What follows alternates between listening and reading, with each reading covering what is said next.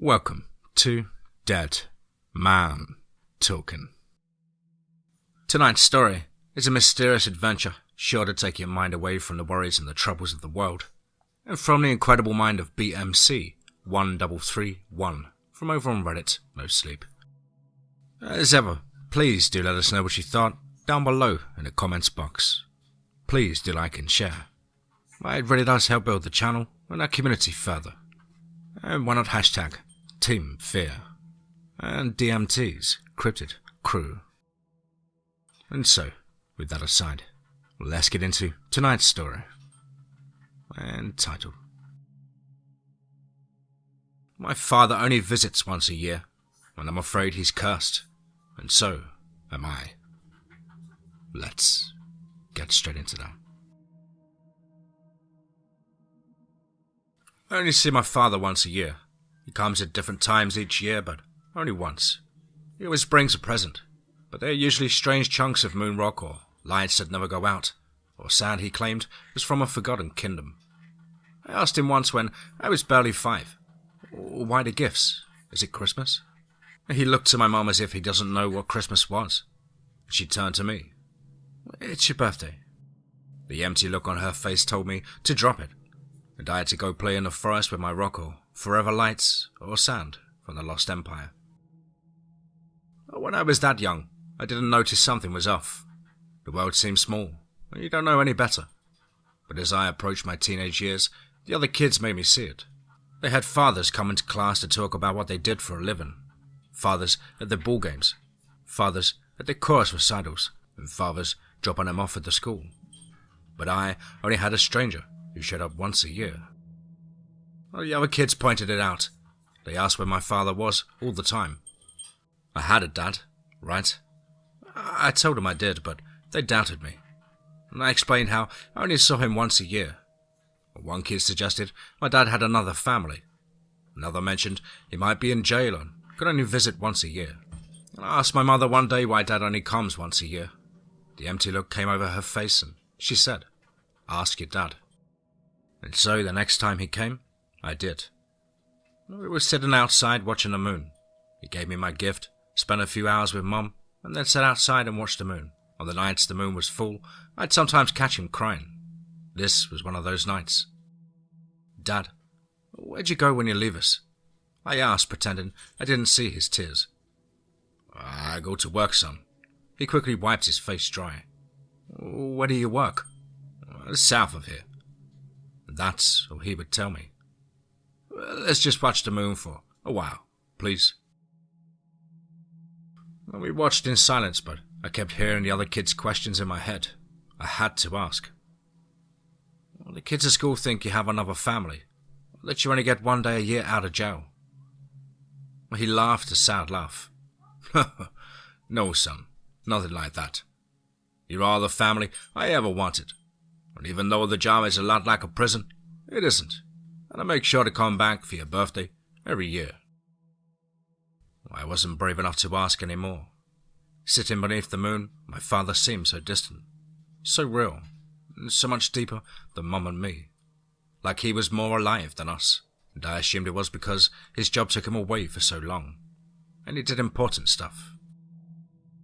I went to bed that night, and as I fell asleep, I listened to him cursing the moon softly through my bedroom window, and he was gone in the morning. The years went by and I started watching Dad's comings and goings, waking up early and going to bed late. One thing I noticed immediately was I never saw him coming. He did not drive up in a car or get dropped off by an Uber. I usually found him in the kitchen, suddenly there all bright-eyed and ready to go. Once I caught him coming up the stairs from the basement. He sheepishly told me he and Mum were down there. The implication was too gross to ask questions. What really bothered me was he never visited at the same time a year, and so when I was a teenager, I asked him one day, "Dad, why'd you call it my birthday if you come whenever?" We were in the living room together. My mother was frozen, her knitting suspended above her lap, anticipating his answer. He was quite a long time. "Well, son, someday I might tell you about your birthday, and how it can be celebrated in just one day. I celebrate it every day. Lame. My sullen teenage self responded. If you're not going to tell me, fine. I'll find out. I'd expect nothing less. He beamed at me with pride, until he caught the empty, sad look from my mum, and he turned red and went silent. And I was determined to catch him. I prepared a place in the woods I could stay up all night and monitor his actions. And the next time he came, I posted up in my hidden spot in the woods. I watched him watch the moon that night, and it was half covered in clouds and he seemed calmer. I stayed up all night, and every time I started to nod off, I reminded myself I had to know where he was going. The adrenaline kept me awake. He moved from the yard in the early hours of the dawn, and I slept from my hiding spot in the woods. Couldn't get too close as I trailed him, but the last I saw of my father that year was him descending into the basement steps. When I went down those steps, I found nothing but darkness and stone. Afterwards, I did what any young adult with time on his hands and a lot of questions would do. I went to the internet. I searched and read and gained all the knowledge I could. What was my dad up to? It wasn't natural, and it had something to do with the moon. After visiting some sites and watching some old movies, I began wondering whether he was some kind of werewolf. I figured he was cursed somehow and was a wolf most of the year. When he was a man, he visited us. Was I cursed as well? I asked my mum, and she said I was being silly and that I should just ask your dad. And on his next visit, I greeted him at the top of the stairs. I've been posting up outside the cellar early every morning for a whole year. He paused halfway up the stairs when he saw me and knew I wanted answers. He told my mum they'd skip the usual schedule, and although she looked crestfallen, she also looked relieved. We went out to the woods around the property and walked in silence until dusk. He seemed to just enjoy breathing the air and looking at the leaves on the trees. We stopped deep in the woods. In my pockets I grabbed a small silver knife and holy water I'd stored in a Tupperware container. We never went to church, but I read about these things online and procured them for my own safety. After all, I'd only known my father for about 16 days. Half of those forgotten in childhood, and I thought he was about to turn into a monster. What was he capable of? Out in the woods, I braced myself for his reveal. I was prepared for him to shed his clothes in a bestial transformation. Nothing happened, and when we had sat in silence for an hour, I mustered up the courage to ask. Okay, Dad. If you're a werewolf, then am I a werewolf too? He looked at me puzzled. Oh, what's a werewolf? Whatever. And I saw he meant it. Everyone knows of the Wolfman, Dad. And vampires. You are cursed by some kind of evil spirit, right? Well, evil, maybe. He looked sad again. Tell me about these things, these werewolves. I want you to explain them to me, as if I didn't know what they were. I just want to hear you talk. Well, I was in disbelief, but he begged me some more. We sat down beneath the round moon. And there, in the moonlight, I told him all of the ghost stories I'd heard. He beamed with pride, and I enjoyed telling him tales. He asked me to explain holy water and silver allergies. He chuckled when I did. Then he asked me to tell him what Christmas was, and in disbelief I explained the most popular holiday in America to him. He listened, enraptured. Wow, son, you shared so much of what's grown in your world. And I was more confused than ever. He thought deeply, and then whispered, I guess it's my turn. Without further explanation, he got up and walked back to the house. I followed closely this time. I was too old to take his hand, but I wanted to. Silently, we entered a dark house, and with one of his never-ending lights held high, we made our way downstairs. It was musty down there, and smelled of earth. The walls were made of old brick and mortar. We stopped before a dead end, and his light barely illuminated our surroundings. He passed the light over the wall, and a blinding shimmer lit up the basement bright as day.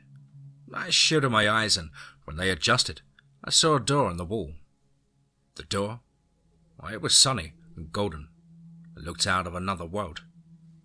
Except this world was broken The earth looked grey and used, like it no longer held life. The air itself seemed uneven, as if a breeze was blowing in from a poisoned place. A skeletal bird flew by, and atop its head was a human skull with red fleshy eyes. Crumpled buildings covered in dust dotted the landscape, and small humanoid figures moved among these ruins like rats. And to the east, there was a forest that looked like it was made of frozen glass, and to the west, a fire that never stopped raging. The fire reached the sky and the flames lapped at the moon. Or it might have been our lunar. Instead of our round and cratered moon, this one was jagged and broken apart. A giant hole had been punched through the center, and it looked through the door at us like an accusing eye. I sat there in wonder and jumped when my dad spoke. "My world, son. This is the real world." "What?" That's all I could say, with all before me. "What?" "Yes, this is the real world. The world where I was born. The world where I grew up and the world I love. But we did irreversible things and shattered the land, and the sky, and the moon. I was a scientist and tried to save us from ourselves. But all I did was survive." And we looked through the door together, and I could feel his own pain pulling him through. "The real world? What is this?" I gestured around the dank cellar. "I grew your world in an incubation chamber of my own invention. The chamber allows me to speed up time, set environmental parameters, control evolution on a micro scale." And he looked at me as if this would all make sense. "You see, I'm trapped in my world, alone, around many survivors, and those roaming around are barely human, both in body and mind. Not great conversationalists. Like you, kid. I made your world to escape mine." He looked up at the shattered sky and tears formed in his eyes.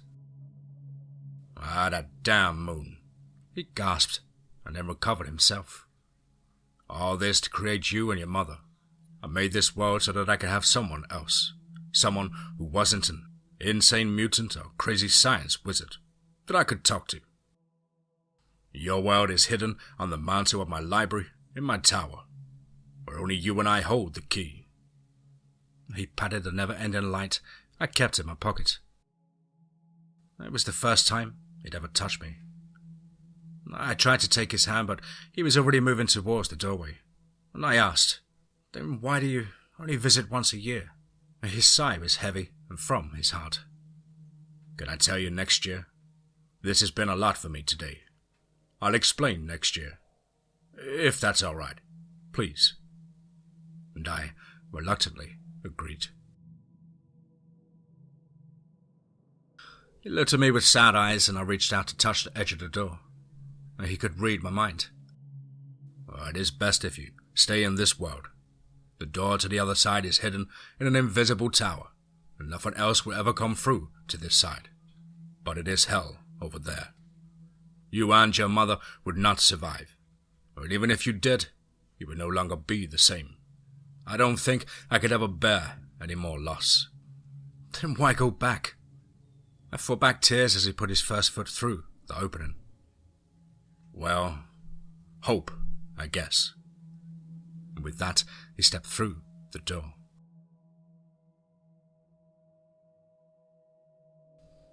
I waited a year to get my answer. I had new questions to ponder during this year. Nothing so absurd as the second family or lycanthropy. More like, why doesn't my dad want to be with us? Wouldn't it be better over here?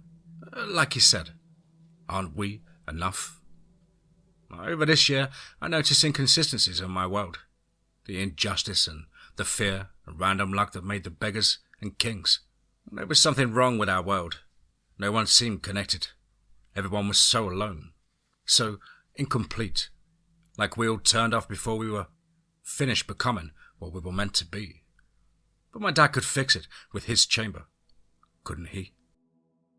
A year came and went. I'm 18 now.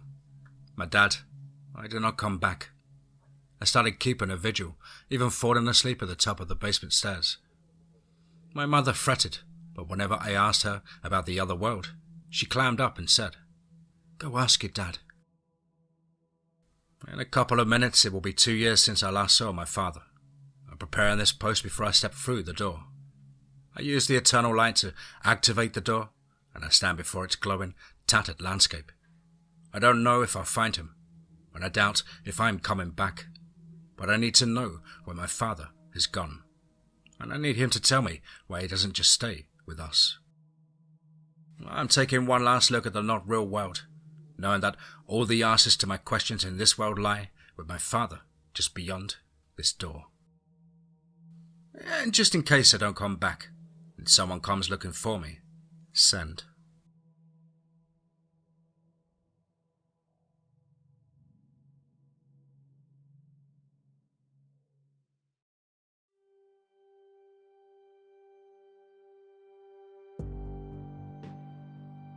Wow. Wow. Certainly another one. Wow. What a mysterious and heartwarming story there. Thought-provoking, and a great escape from the reality of the crazy world that we live in at the moment. Hope you guys enjoyed that one as much as I. A huge thank you to the incredible author, Bmc1331, from over on Reddit, No Sleep. Really hope you enjoyed my rendition, BM. Thank you for getting back in touch with me, and allowing me to narrate this story on the channel. I certainly look forward to more of your work in the future, and any updates on this storyline. Well, guys and girls, as ever, you know the drill. Please do let us know what you thought down below in the comments box. Please do like and share. It really does help build the channel and our community further. And why not hashtag TeamFEAR and DMT's Cryptid Crew. Now, if you're an aspiring writer, or would just like to have a crack at things like myself, then please do get in touch with me at the contact email, which is as on screen. contactthedeadone@gmail.com. I really look forward to hearing from you. I hope you all had a fantastic weekend with friends or family, good food and drink, and are making the most of the summer sunshine. But above all, guys, remember, be safe, not sorry.